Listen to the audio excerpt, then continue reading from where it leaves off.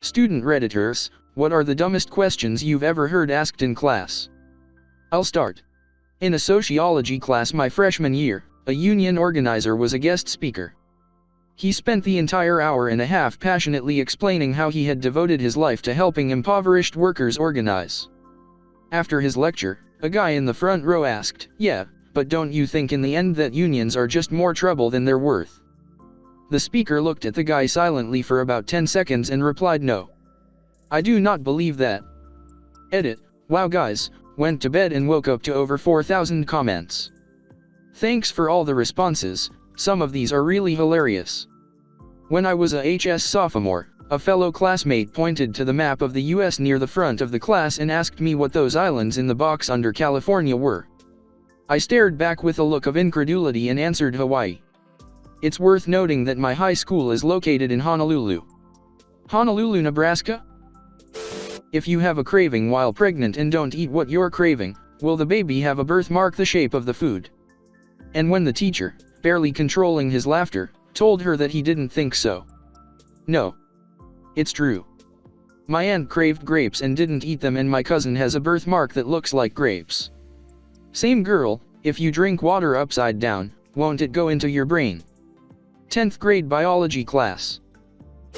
While discussing atmosphere, or something of that nature, in an Earth space science course sophomore year of HS, a notoriously ignorant girl asked our teacher, "You know how astronauts, walked on the moon?" "Yes." "Well, have they ever, walked on the Earth?" Silence as the teacher tried to comprehend WTF she just asked.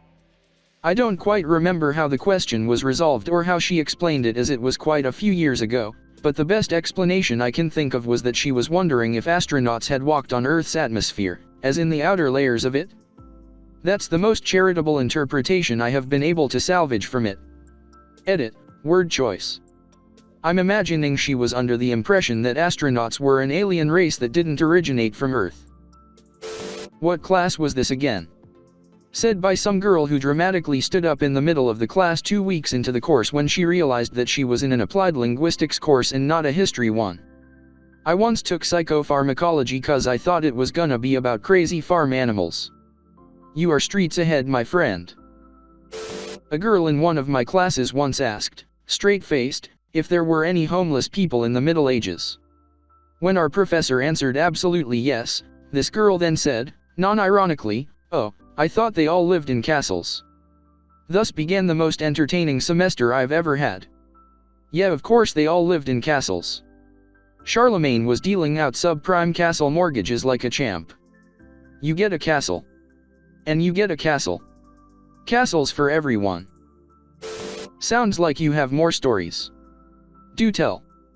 Nothing nearly as hilarious as that, but there were times when she came in 30 minutes late. It was a 50-minute class, and once she came in noticeably drunk and straight up told the professor that she had just come from a bar. I have no idea why she didn't get kicked out. She would just make little off comments that would make you raise your eyebrow. I loved every minute of it. One time I was in a lecture, and this guy came in halfway through. He was drunk and had a big 21 badge on. The lecturer just laughed and told him to go back to the pub. In a high school government class, probably sophomore year, we were looking at the big pull-down world maps that every classroom has and talking about World War II. 5 girls in the back of the room had been talking amongst themselves before one of them finally asked our teacher. We ladies were wondering why Japan even bothered fighting the US. "'Cause it seems like it would take a lot of time to cross Europe to attack us, which isn't very smart." Our teacher had the most confused look on his face when he responded, "You know, the Earth, it's round." She'd obviously never played Risk.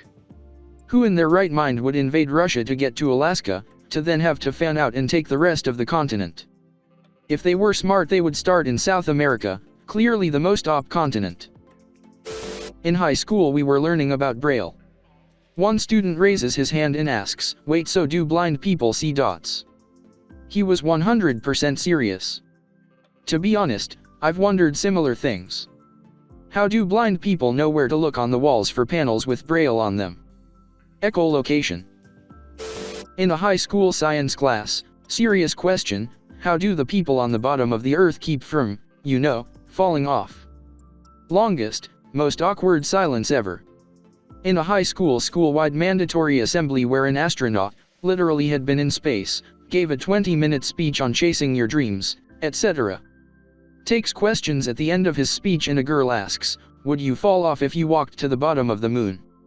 Understand that at a high school assembly in a gymnasium it is never truly quiet. Except for the 5 seconds after she asked that question. Dead silence. His response, "No. No, you won't." It wasn't a question, more an assertion in a third-year philosophy of mind class. I forget what the lecturer was actually trying to describe, but he ended with, "Much like in a film, which is composed of hundreds of still frames in quick succession in order to give the impression of movement." A full third of the class adamantly disagreed with this fact, claiming that, sure, cartoons worked like that, but films were actually moving. I lost what shred of remaining faith I had in my classmates that day. Actually moving? What does that even mean? I asked them that several times and they couldn't explain more coherently than you know. Like real life. In 5th grade we all were allowed to anonymously write down any ed questions we had in a shoebox and they would be answered aloud. Best question ever. What are those pink things on your? We had one of these, too, and the teacher would read every one no matter what. Q. Why do girls like blowing guys' butts? A. I have no idea. But the best was when, instead of writing questions, we were supposed to write the thing we dislike most about the opposite. One of the girls wrote, 24-hour-a-day erection, and when the teacher read it, she said, "I don't see how that's something you'd complain about. I shouldn't have said that." I had a teacher that would do that too. I guess to show that we couldn't embarrass her or something. So my friends and I, being the comedic geniuses we were, decided to write down some good ones. She read out the usual ones about puberty, semen, pregnancy, and whatnot, then she started to get into the awkward ones. "Can you show us your?" "No." "What does semen taste like?" "Semen will taste differently depending on what the man eats." Flips over the card. "How do you know that?" It's just science." "Thanks for last night." Very funny. One student in my ed class asked how men got more balls. After some clarification, it turned out that he assumed, and this is after the quite thorough course, it wasn't one of those abstinence-only worthless ones, that you won during every, and that was the egg that grew into a baby. He wondered how families could have more than 2 children if men only had 2 testicles. My God, I don't think I ever pushed my legs together this hard. Girl asked why we have an oil pipeline to Alaska when we can freeze the oil, cut it into cubes and ship it in boxes.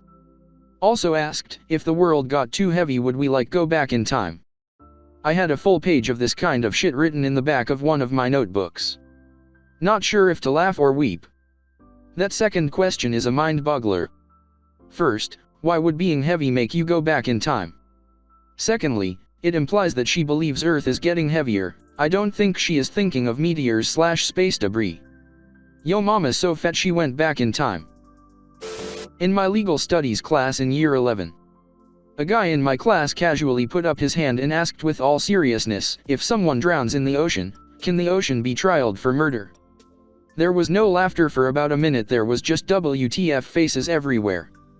The Roman Emperor Caligula once supposedly declared war on Neptune, god of the ocean. He lined his soldiers up on the beach and ordered them to charge the ocean, and they hacked at the waves and threw spears at the water. Afterwards, they collected seashells as spoils of war. I guess that's about as close as it gets. Edit. Apparently, as Ryoptir points out, Xerxes did something similarly insane. That's kind of awesome. That's not entirely without precedent. Xerxes once ordered the sea to be whipped for breaking his bridge of boats during his invasion of Greece. Don't forget the hot irons he had his men throw in. Just for good measure, in case the whippings weren't enough. This guy was nuts. On a more serious note, it is pretty likely that this story is plain fiction, since it was written down by the Greek historian Herodotus, who is not exactly the most reputable source for factual information about the Persians. Especially since the Persian/Greek relationship was, let's say, always a bit strained. In a physics class. So electromagnetism could, Explain why my aura is powerful enough to sometimes turn off streetlights when I walk by them. In an advanced biopsych course. So if I die in the dream, I don't die in real life, right? Professor, why would you even think that? Well, it happens in the Matrix, and how do you know people who die in their sleep aren't just not waking up before they hit the ground in a dream? Later that lecture. Professor, it's actually an urban myth that waking up a sleepwalker will significantly traumatize them. Same guy stands up. My baby sister died by being woken up while she was sleepwalking. And stormed out of the lecture hall.